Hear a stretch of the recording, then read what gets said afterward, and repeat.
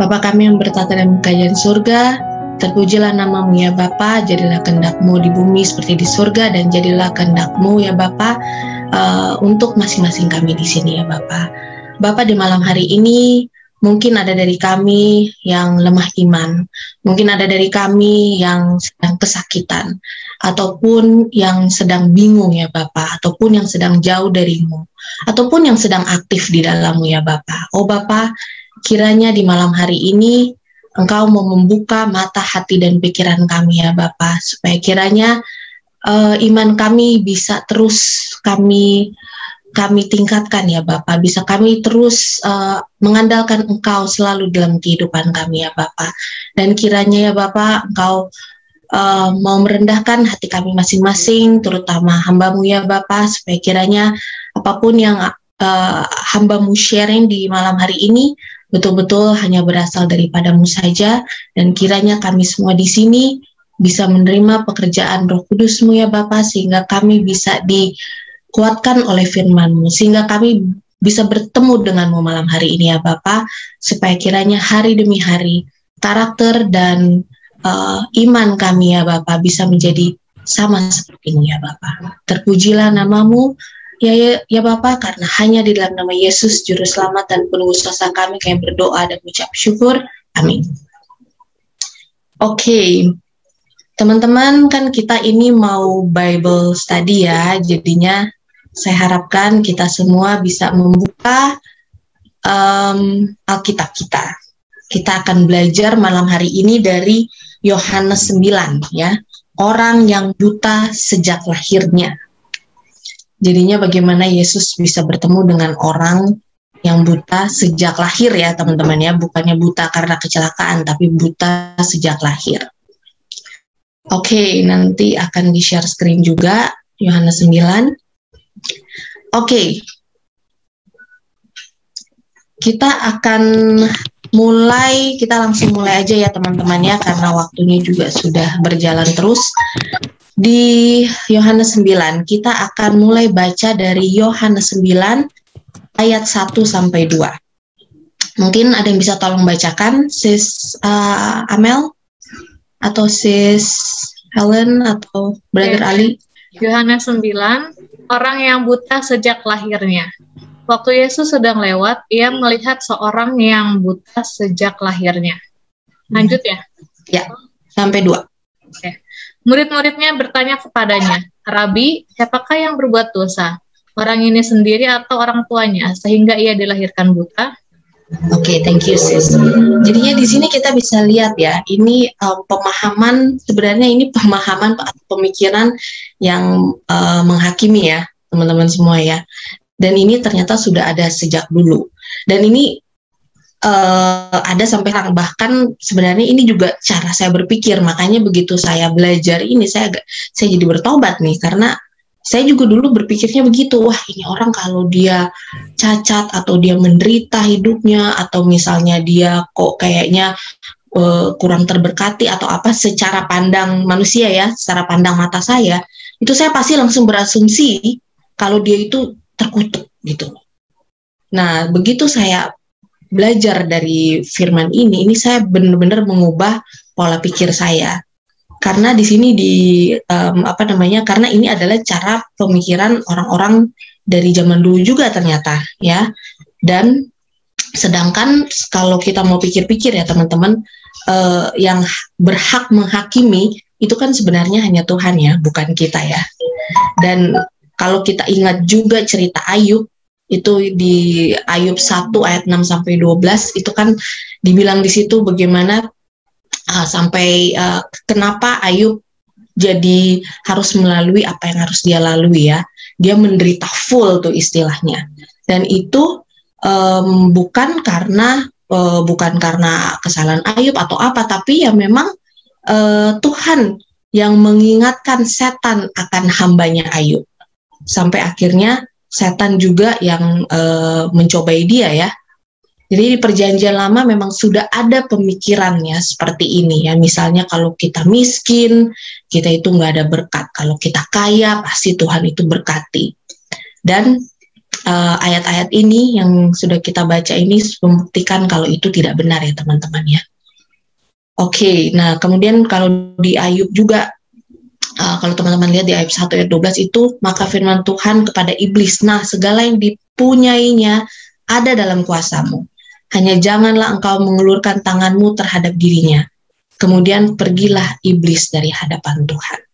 Jadinya ini memang betul-betul oleh sudah dengan kehendak, dengan perizinan Tuhan, maka Ayub istilahnya dicobai oleh setan ya. Dan bisa juga dilihat di ayat ini ada kuasa dan otoritas dalam perintah Tuhan yang apa, setan sendiri tidak bisa langgar.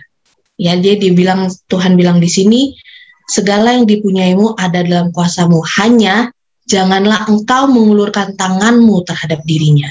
Itu ada merupakan suatu kuasa dan otoritas Tuhan ya, yang memang setan sendiri tidak bisa langgar.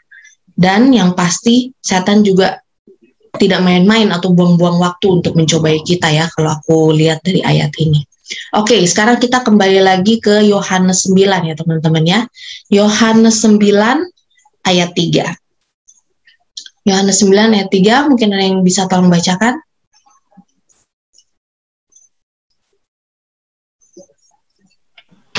Jawab Yesus, bukan dia dan bukan juga orang tuanya, tetapi karena pekerjaan-pekerjaan Allah harus dinyatakan di dalam dia. Nah, di ayat ini, thank you sis. Jadinya di ayat ini lebih jelas ya teman-teman ya. Kalau memang orang yang lahir buta ini, dia itu bukan karena dikutuk oleh karena dosa-dosa orang tuanya ataupun karena whatever ya, tapi oleh karena pekerjaan-pekerjaan Allah harus dinyatakan di dalam dia. Jadinya tidak selalu dosa-dosa kita ataupun dosa orang tua kita itu yang membuat kita menderita ataupun buta ataupun sakit ya. Akan tetapi justru Tuhan ingin menunjukkan pekerjaan-pekerjaan dia ya, melalui kuasa dan kemuliaannya lewat Tuhan, melalui penderitaan kita. Justru di sini setan nih yang senang menuduh ya, sama seperti dia juga menuduh Tuhan soal Ayub. Ya, kamu hanya bisa berkati Ayub, makanya dia karena dia terberkati makanya dia setia. Dan lewat Ayub juga akhirnya Tuhan menunjukkan pekerjaan-pekerjaan Allah sehingga kita sekarang ini bisa apa? Bisa dikuatkan melalui cerita Ayub. Ya, jadinya Tuhan tuh sudah melihat semua ini, segala sesuatu secara jangka panjang, sudah dari jauh gitu ya. Beda dengan kita. Dan tidak semuanya yang kita lihat juga ya teman-teman ya, sama persis dengan apa yang kita pikirkan. Karena apa? Karena kita itu bukan Tuhan. Dan kita itu yang pasti kita bukan Tuhan, kita bukan hakim. Oke, di ayat berikutnya kita mungkin bisa lanjut, tolong ada bisa bantu bacakan di Yohanes 9 ayat 6 sampai 7. Ayat 6 sampai 7.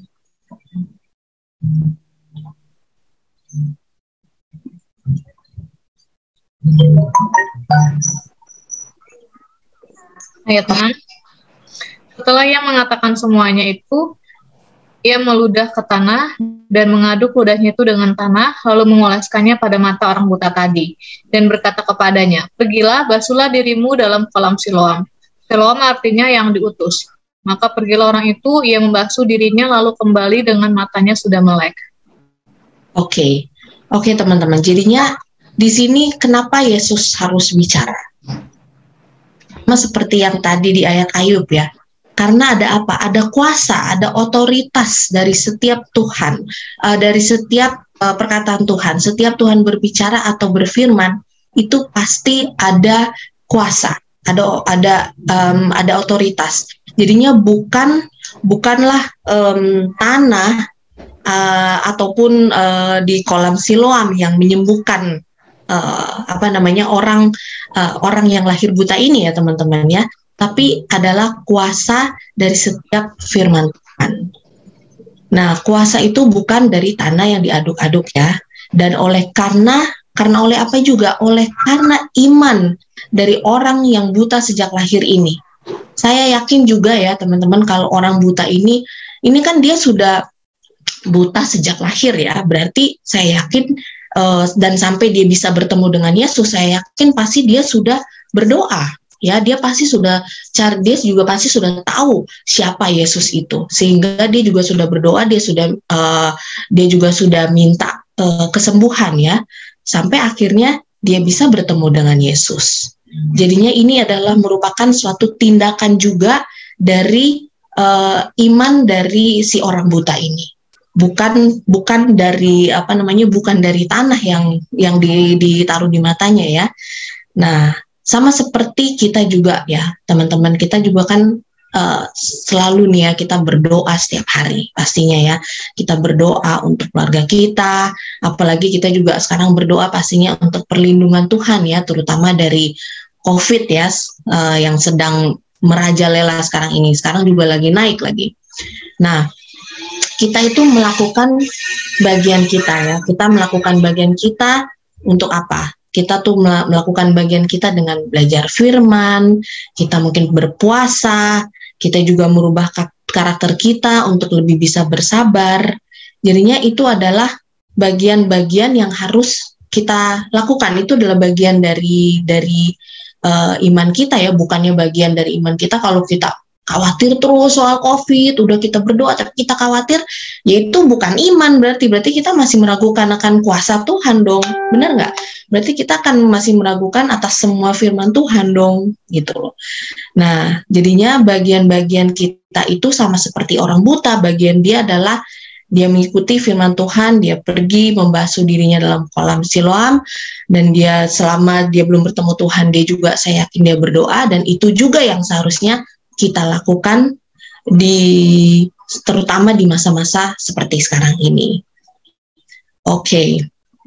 Nah, kita ini masih luput dari COVID ataupun dari kematian ya, oleh karena iman kita, lewat perbuatan kita juga. Akan tetapi kuasanya itu semua dari Tuhan.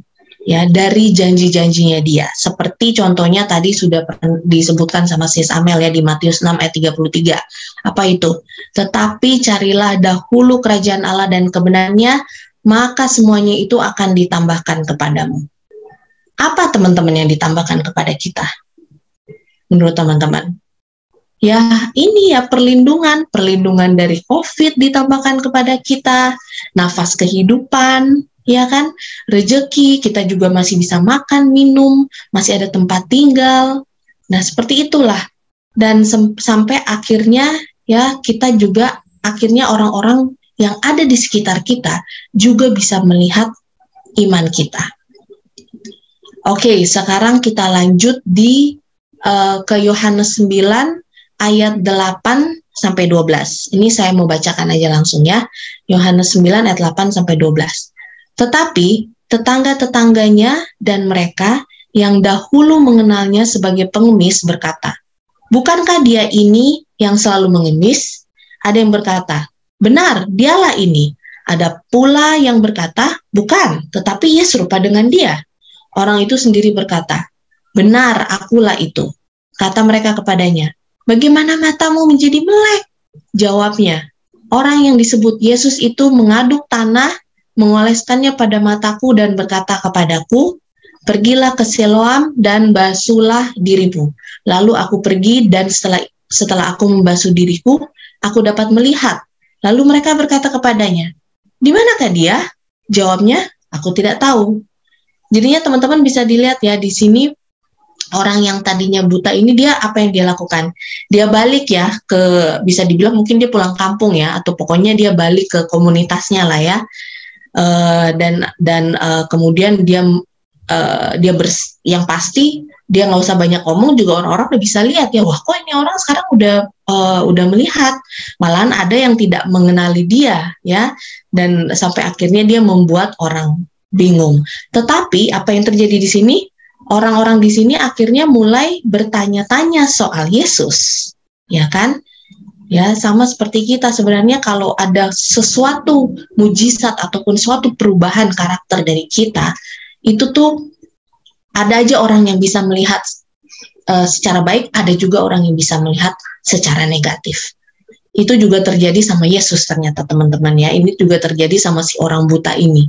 Jadinya nggak usah heran kalau misalnya kita berubah lebih baik, tapi dilihatnya tidak baik oleh orang. Nggak usah heran ya teman-teman ya. Nah, tapi setidaknya kita juga sudah mulai membuat orang-orang di sekitar kita untuk bertanya-tanya soal Yesus. Oke, kemudian mungkin tolong ada yang bisa bacakan ayat 13 sampai 16. Ayat 13, lalu mereka membawa orang yang tadinya buta itu kepada orang-orang Farisi. Adapun hari waktu Yesus mengaduk tanah dan memulihkan mata orang itu adalah hari Sabat. Karena itu orang-orang Farisi pun bertanya kepadanya, bagaimana matanya menjadi melek? Jawabnya, ia mengoleskan adukan tanah pada mataku, lalu ia membasuh diriku, dan sekarang aku dapat melihat.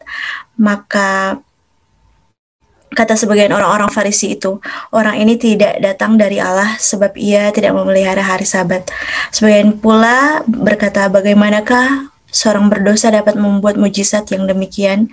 Maka timbullah pertentangan di antara mereka. Oke, thank you sister.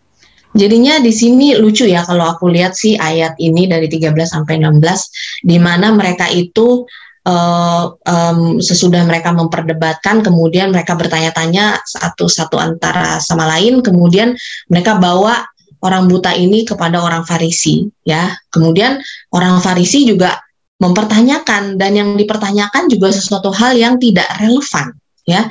Dia mau apa yang menurut saya nggak relevan ya. Jadi dia maka kata sebagian orang-orang Farisi itu, orang ini tidak datang dari Allah sebab ia tidak memelihara hari Sabat. Sebenarnya nggak ada hubungannya ya, karena kan seharusnya ya, ini kita coba deh kita bayangkan kalau ini kejadian sama kita ya teman-teman ya, sama ada seorang teman kita yang yang tadinya dia buta dari lahir, kita tahu dia buta, kemudian tiba-tiba dia datang, pasti kan seharusnya ya sebagai orang Kristen seharusnya kita tuh girang nggak sih? Seharusnya kita seneng dong ya. Seharusnya kita tuh yang, aduh, puji Tuhan, apa yang terjadi sama kamu? Wah iya nih, aku disembuhin sama orang namanya Yesus. Oh sama Yesus, wah puji Tuhan ya. Memang Yesus itu memang dahsyat. Harusnya kita tuh malahan memuji Tuhan, kita malah loncat-loncat, bersenang-senang. Kalau bisa kita makan-makan, kita celebrate ya, kita merayakan gitu loh. Tapi yang terjadi teman-teman selama di Yohanes 9 ini adalah ya ini aja gitu loh, malahan mereka mempertanyakan ini Yesus siapa itu Yesus, kemudian kok bisa nih orang melek, lalu tiba-tiba ditanyakan lagi ini orang ini mengoleskan orang ini tidak datang dari Allah ya, sebab ia tidak memelihara hari Sabat. Jadinya ngomongannya jadi panjang ya kalau menurut aku, sampai akhirnya oleh karena ada perdebatan ini, ada perselisihan ya, ada omongan seperti ini, sampai akhirnya ada pertentangan di antara mereka sendiri ya. Di ayat terakhir dibilang maka timbullah pertentangan di antara mereka ya. Jadinya melihat segala sesuatu dari sisi negatif, bukannya positif. Sampai akhirnya ada pertentangan. Dan mereka juga mulai menuduh Yesus telah melanggar Sabat. Tapi sebagian dari mereka sendiri berkata, apa? Bagaimana orang berdosa bisa melakukan mujizat? Jadinya udah nggak fokus ya, udah agak-agak ya inilah yang terjadi, chaos kalau misalnya kalau ada pertentangan. Nah, dan teman-teman ya, kita perlu ketahui di sini juga, kalau Yesus itu tidak pernah datang untuk mengubah hukum. Kita tahu dari mana? Mari kita buka di Matius 5 ayat 18. Matius 5 ayat 18. Saya akan langsung bacakan ya, teman-teman bisa buka sendiri di Alkitabnya. Matius 5 ayat 18. Karena aku berkata kepadamu, sesungguhnya selama belum lenyap langit dan bumi ini, satu iota atau satu titik pun tidak akan ditiadakan dari hukum Taurat sebelum semuanya terjadi. Ini ada di Perjanjian Baru ya, Matius teman-teman ya. Dan ini juga dibilang di ayat ini bukan satu paragraf ya, tapi atau satu kata, tapi hanya satu iota atau satu titik pun Tuhan tidak akan mengubah. Ya. Jadinya sudah jelas di sini kalau Tuhan itu tidak pernah datang untuk mengubah ataupun apalagi untuk melanggar hukumnya sendiri. Kemudian kalau kita mau lihat lagi di Lukas 4 ayat 16, apa yang dilakukan Yesus pada hari Sabat? Oke, di Lukas 4 ayat 16, saya akan langsung bacakan saja. Ia datang ke Nazaret, tempat ia dibesarkan, dan menurut kebiasaannya pada hari Sabat, ia masuk ke rumah ibadat, lalu berdiri hendak membaca dari Alkitab. Jadinya waktu hari Sabat itu Yesus juga ke gereja ya teman-teman. Jadinya Yesus itu tidak pernah datang untuk melanggar Sabat ataupun untuk meniadakan Sabat. Tetapi orang-orang Farisi ini, mereka kembali lagi, mereka saja yang hanya ingin mencari-cari kesalahan Yesus ya. Ini sama seperti kita juga ya, sifat manusia ya, senang banget ya kayaknya mencari-cari kesalahan orang. Ya kita harus ingat ya teman-teman, kalau kita senang mencari-cari kesalahan orang itu bukan dari Yesus. Nah, Yesus itu tidak pernah datang untuk melanggar Sabat atau mengubah peraturan yang sudah ada. Jadinya apakah Sabat masih relevan? Tentu saja, kan dilihat ya dari dua ayat di atas tadi ya, dari Matius dan Lukas. Oke, sekarang kita balik lagi ke Yohanes 9. Kita sekarang akan baca, saya akan baca dari Yohanes 9 ayat 17. Sekarang kita di 17 ya teman-teman ya. Yohanes 9 ayat 17. Lalu kata mereka pula kepada orang buta itu, dan engkau, apakah katamu tentang dia? Karena ia telah memelekkan matamu. Jawabnya, ia adalah seorang nabi. Nah ini aku udah kebayang nih orang-orang Farisi ini ya, udah lagi berkumpul, baru aja mereka bilang kan kalau Yesus melanggar Sabat, terus tiba-tiba dibilang, hah? Dia seorang nabi? Nabi mana mungkin? Dia kan sudah melanggar Sabat. Ya, kembali lagi ya, masih ya pikiran-pikiran negatif ya. Ini adalah ciri-ciri orang yang nggak bisa move ya teman-teman ya. Balik lagi ke situ, balik lagi ke bukan ke pokok masalahnya juga enggak, tapi ke suatu hal yang nggak relevan betul. Sampai akhirnya mereka memutuskan untuk mencari second opinion. Tapi sebenarnya ini cuma mau mencari pembelaan aja kalau menurut saya. Nah, sekarang kita baca di ayat berikutnya. Di Yohanes 9 ayat, mungkin ada yang tolong bisa bacakan, Yohanes 9 ayat 18 sampai 22. Yohanes 9 ayat 18 sampai 22. Yohanes 9 ayat 18 sampai 22. Tetapi orang-orang Yahudi itu tidak percaya bahwa tadinya orang buta dan baru dapat melihat lagi, sampai mereka memanggil orang tuanya dan bertanya kepada mereka, inikah anakmu yang kamu katakan bahwa ia lahir buta?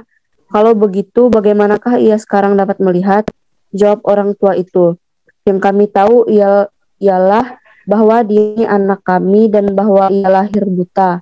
Tapi bagaimana ia sekarang dapat melihat? Kami tidak tahu, dan siapa yang memelekkan matanya kami tidak tahu juga.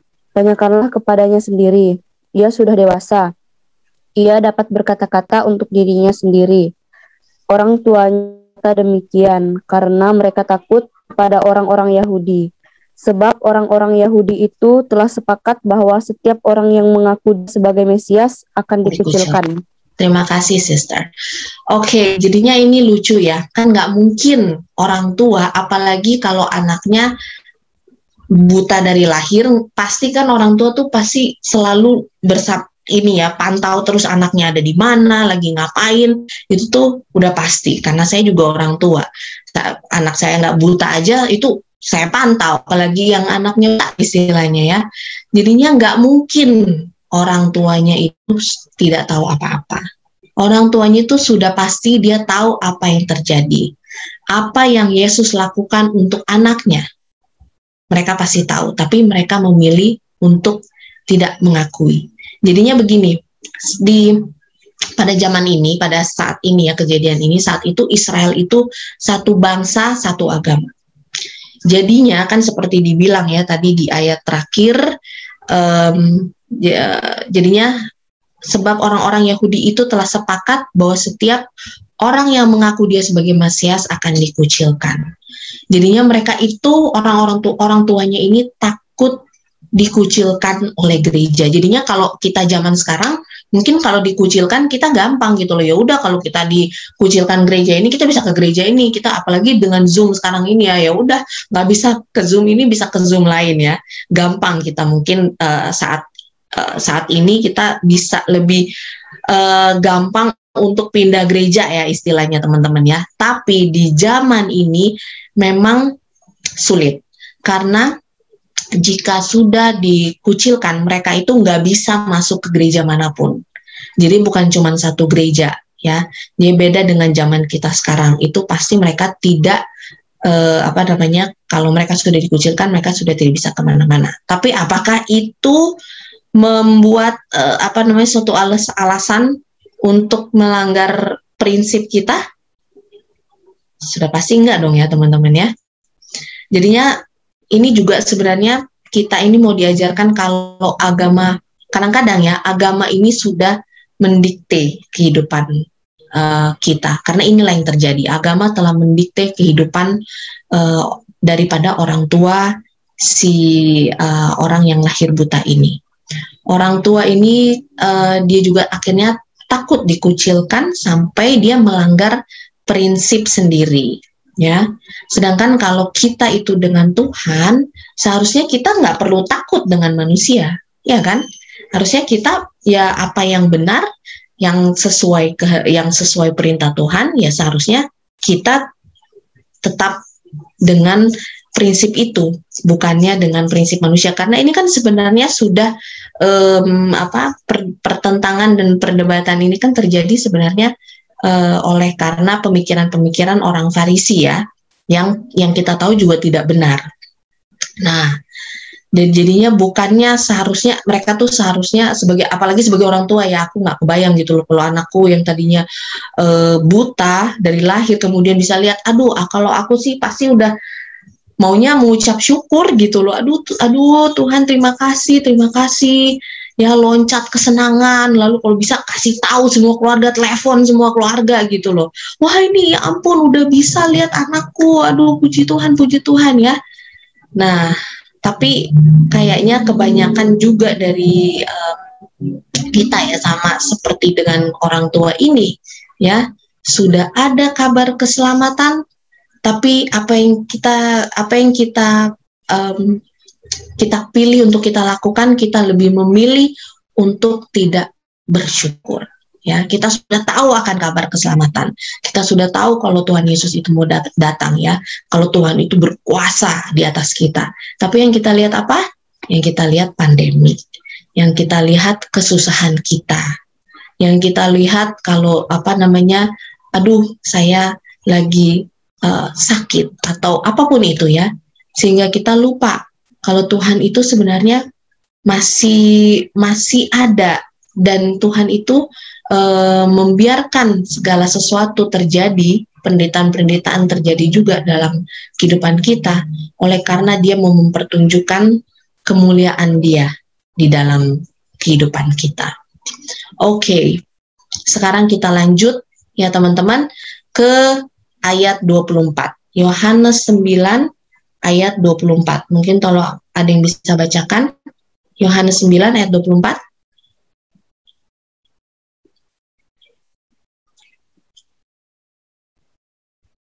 Saya langsung bacakan ya. Lalu mereka memanggil sekali lagi orang yang tadinya buta itu dan berkata kepadanya, Katakanlah kebenaran di hadapan Allah. Kami tahu bahwa orang itu orang berdosa. Nah, jadinya masih maksa ya orang-orang ini ya, masih dan menuduh lagi ya kalau Yesus itu orang berdosa. Mereka itu mau, karena mereka juga mau meyakinkan orang buta ini untuk berada di sisi mereka, dan juga meyakinkan orang buta ini kalau Yesus itu orang berdosa. Kemudian kita lihat di ayat selanjutnya ya teman-teman ya, di ayat 25. Jawabnya, apakah orang itu orang berdosa? Aku tidak tahu. Ini jawaban dari orang yang lahir buta ya teman-teman ya. Tetapi satu hal aku tahu, yaitu bahwa aku tadinya buta dan sekarang dapat melihat.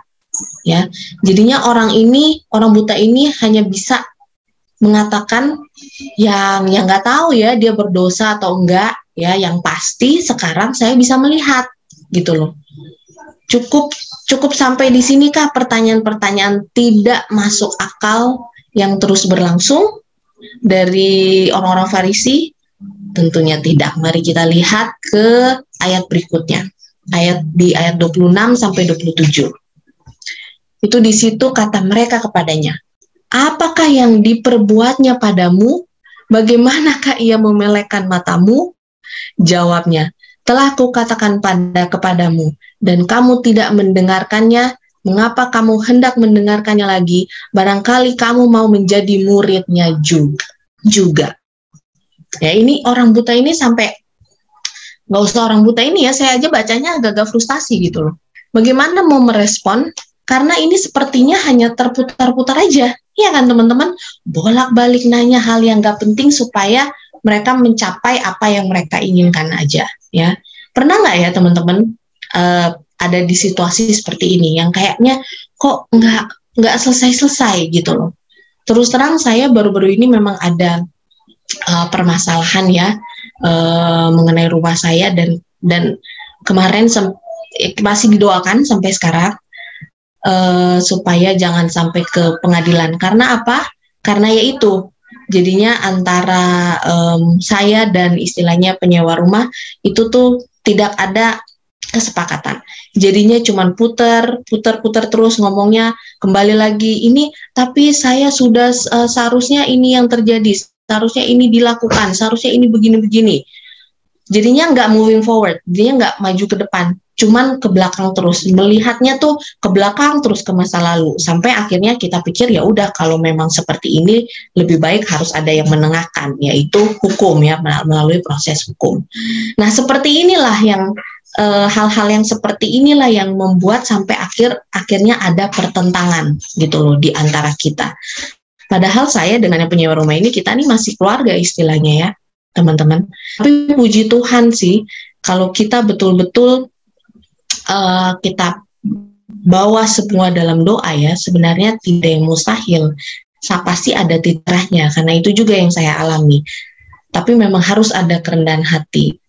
Jadinya kita harus memang betul-betul harus hati-hati ya dengan hal yang seperti ini ya. Kalau yang muter, apalagi kalau kita sering melakukan hal-hal seperti ini, karena justru disinilah bisa timbul gosip, timbul kekacauan, perkelahian juga, ya perpisahan, lalu akan ada yang namanya akhirnya kubu A, kubu B, kubu C, karena pasti kan ada yang bela ini, ada yang bela itu, ya kan, ada yang bela orang Farisi, ada yang bela Yesus, ada yang bela mungkin orang tua daripada orang buta ini, ataupun ada yang membela orang buta ini, karena kayaknya semua nih di pihak masing-masing gitu loh. Orang tuanya orang buta ini aja tidak ada di pihak anaknya sendiri.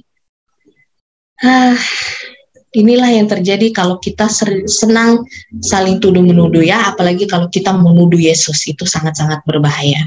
Kemudian kita lanjut lagi teman-teman, di Yohanes 9, kita baca Yohanes 9 ayat 28 sampai 29.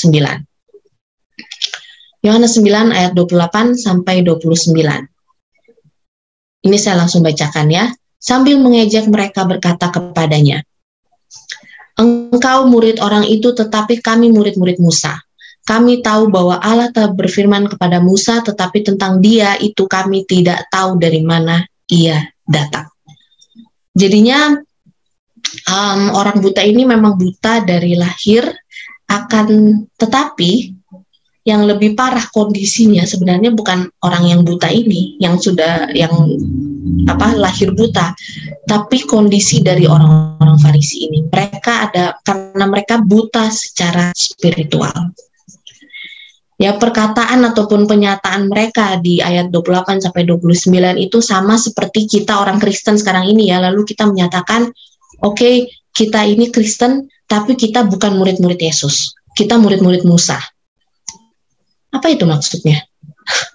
Bagaimana caranya kita bilang kalau kita ini Kristen, tapi kita ini bukan murid-murid Yesus. Kita bukan pengikut-pengikut Yesus.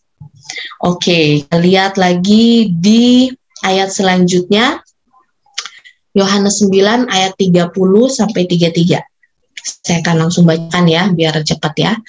Yohanes 9 ayat 30 sampai 33, jawab orang itu kepada mereka, aneh juga bahwa kamu tidak tahu dari mana ia datang, dan ia telah memelekkan mataku.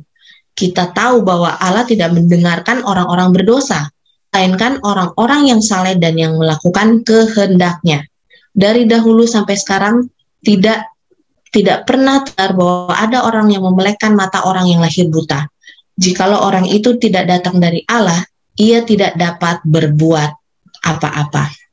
Jadinya orang yang lahir buta ini ya, sampai mengatakan tidak mungkin orang berdosa menyembuhkan saya.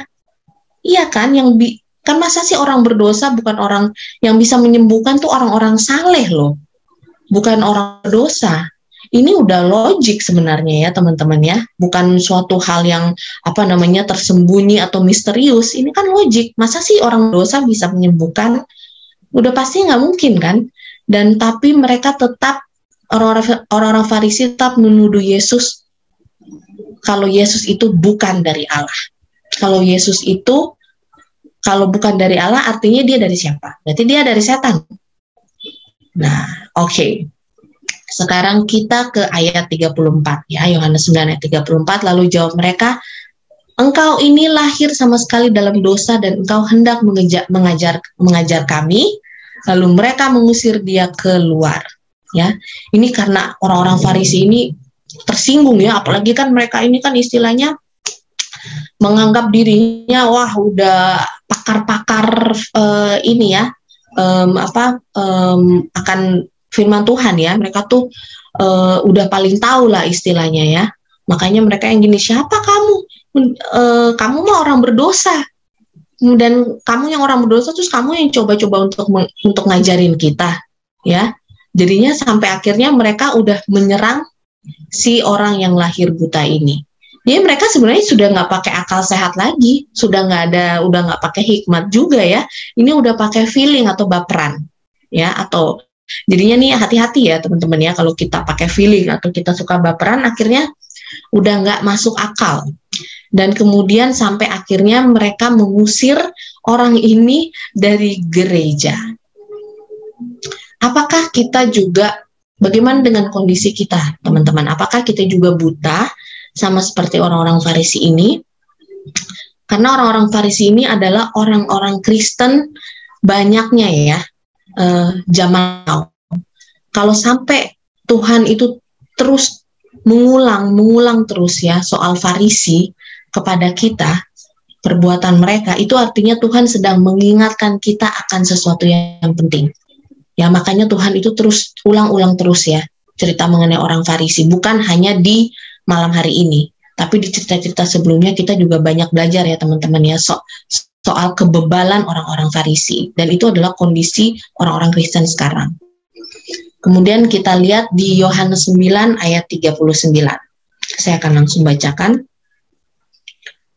Kata Yesus, aku datang ke dalam dunia untuk menghakimi, supaya barang siapa yang tidak melihat dapat melihat, dan supaya barang siapa yang dapat melihat menjadi buta. Jadi teman-teman, ada yang lebih parah ya daripada buta secara fisik, dan itu adalah buta secara spiritual.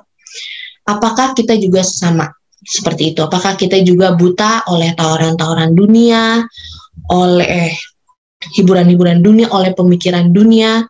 Apakah kita buta akan berkat-berkat yang sudah Tuhan berikan ya kepada kita, ataupun akan janji-janji Tuhan kita buta, kita sudah tidak melihat lagi? Maka itu teman-teman sangat-sangat penting ya, sangat penting kita itu menghitung berkat-berkat yang sudah Tuhan kasih supaya kita itu tidak suam-suam kuku. Nah, ini adalah masalah dari gereja Laodikia ataupun jemaat yang suam-suam kuku ya teman-teman ya. Kalau kita lihat saya akan bacakan ya, Wahyu 3 ayat 17. Wahyu 3 ayat 17, di situ dikatakan, berkata, aku kaya dan aku telah memperkayakan diriku dan aku tidak kekurangan apa-apa, dan karena engkau tidak tahu bahwa engkau melarat dan malang, miskin, buta, dan telanjang. Jadinya orang-orang Farisi ini mereka sendiri tidak tahu kalau mereka ini buta secara spiritual. Ya, apakah kita sama seperti mereka? Kita selalu membuat alasan untuk tidak menurut Tuhan. Apakah kita membuat alasan untuk tidak mengimani Tuhan dengan tidak percaya dan menurut perintah ataupun firman-firman-Nya? Apakah kita masih buta akan kebutuhan kita akan Tuhan, sampai akhirnya kita di titik sama seperti orang-orang Farisi ini? Mereka merasa mereka nggak butuh Tuhan, gitu. Mereka merasa mereka benar, tapi mereka justru menuduh dan hanya mencari kesalahan Yesus. Oke, kembali lagi di Yohanes 9 ayat 35 sampai 37 itu dikatakan Yesus mendengar bahwa ia telah diusir keluar oleh mereka. Kemudian ia bertemu dengan dia dan berkata, percayakah engkau kepada Anak Manusia? Jawabnya, siapakah dia? Tuhan, supaya aku percaya kepadanya, kata Yesus kepadanya.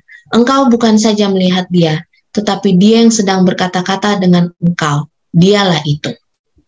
Ya, waktu orang ini akhirnya bisa melihat, pastinya dia tidak mengenali Yesus ya, teman-teman, tapi apa? Tapi dia mengenali suara Yesus, ya. Dia mengenali suara Yesus karena dia sudah ada hubungan dengan Yesus. Saya yakin selama dia waktu masih buta itu dia sudah banyak berdoa dan belajar mengenai Yesus. Sehingga responnya itu cepat. Dan seperti di ayat berikut, di ayat 38, katanya, aku percaya Tuhan, lalu ia sujud menyembahnya. Itu responnya dia. Itu respon dari seorang yang iman, dari seorang yang buta sejak lahir. Padahal dia buta, dia nggak pernah lihat Yesus sebelumnya.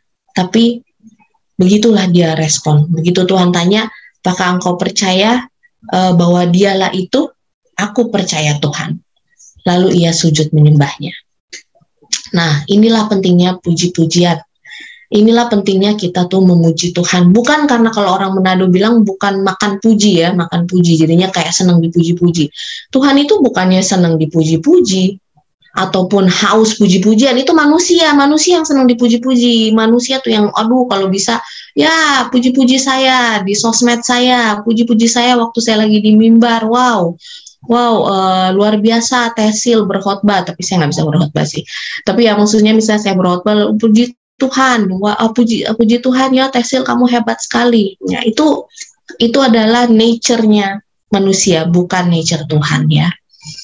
Tapi kita harus biasa memuji Tuhan supaya apa?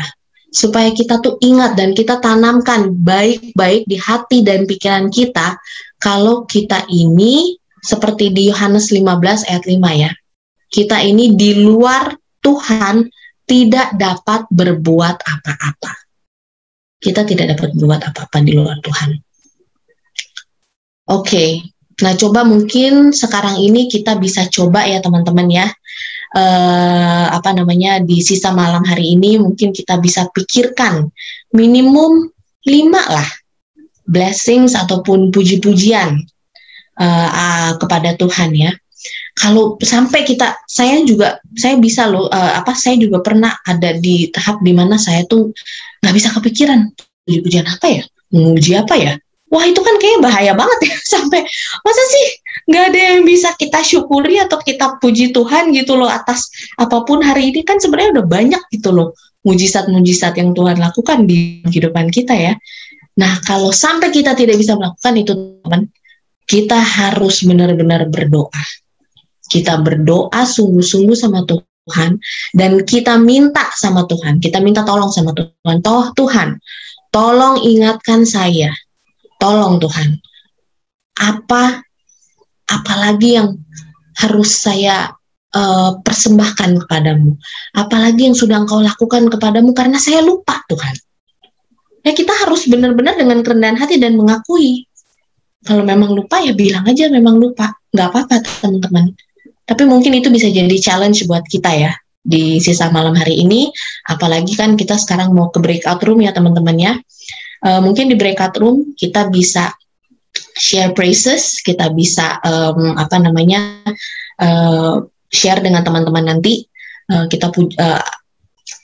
We share Tuhan, puji-pujian kepada Tuhan, apa yang sudah dilakukan kepada kita. Saya yakin bukan hanya hari ini, mungkin selama hidup kita ataupun selama seminggu ini. Kemudian kita juga menghitung berkat-berkat Tuhan. Kita juga melihat, kita juga mulai, oh iya ya, ini Tuhan hari ini sudah memberikan saya makanan yang cukup ya, saya nggak kelaparan gitu. Dari hal-hal yang simpel aja sih, atau mungkin juga hal-hal yang luar biasa. Mungkin, wow iya ada saudara saya yang udah kena COVID, yang tadinya udah meninggal, tapi ternyata hari ini tiba-tiba ada kabar kalau dia tidak, dia bisa sembuh, pulih sempurna. Nah, itu juga bisa. Itu juga hitung berkat-berkat ya, bukan cuma terhadap kita, tapi terhadap keluarga kita ataupun teman-teman kita juga. Mungkin itu yang bisa kita lakukan nanti di breakout room ya teman-teman ya. Dan ini juga merupakan suatu terus-terus doa dan harapan saya supaya kita tidak dalam kondisi buta spiritual seperti orang-orang Farisi. Jadinya kita harus lebih banyak share praises, lebih banyak memuji Tuhan dan menghitung berkat-berkat Tuhan. Nah, itu merupakan doa dan harapan saya. Terima kasih teman-teman, Tuhan memberkati.